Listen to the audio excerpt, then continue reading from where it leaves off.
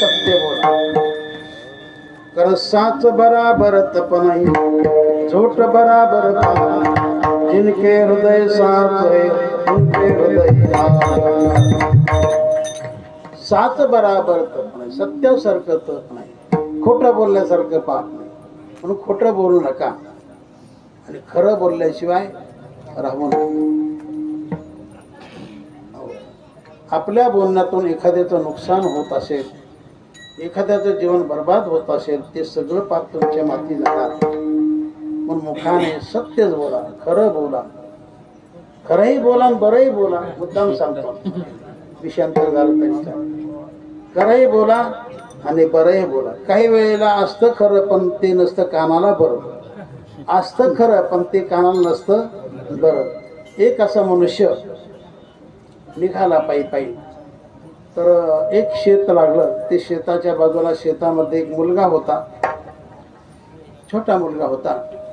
तर जवळ त्याची माता पलीकडच्या बाजूला होती. तरी वाटसोडीने विचारलं, हे बाळू, ती बाई तुझी कोण आहे? ती बाई तुझी कोण आहे? तो म्हटला, ती बाई ना माझ्या बापाची बायको आहे. काय म्हणता? माझ्या बापाची बायको आहे. आहे खरं, आहे खरं पण ते नाही कानाला बरं. मग खरंही बोला, बरंही बोला. विठ्ठला विठ्ठला.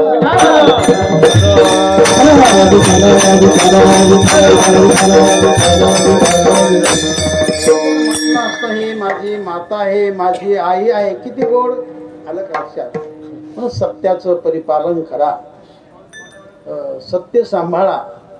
बऱ्याच लोकांनी सत्याचं परिपालन केलं, जगामध्ये त्यांचं नाव झालं. अजून देखील त्या नावाला विसरत नाही. हरिश्चंद्राने सत्य पालन केलं, धर्मराजाने सत्य पालन केलं. असे बरेच झाले की त्यांनी सत्याचं आचरण केलं, जगात त्यांचं नाव झालं. विठ्ठला विठ्ठला.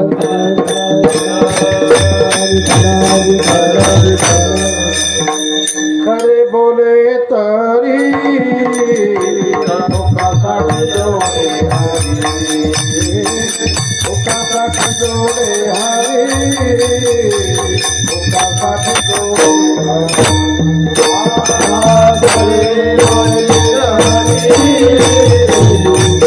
लोकांसाठी जोडे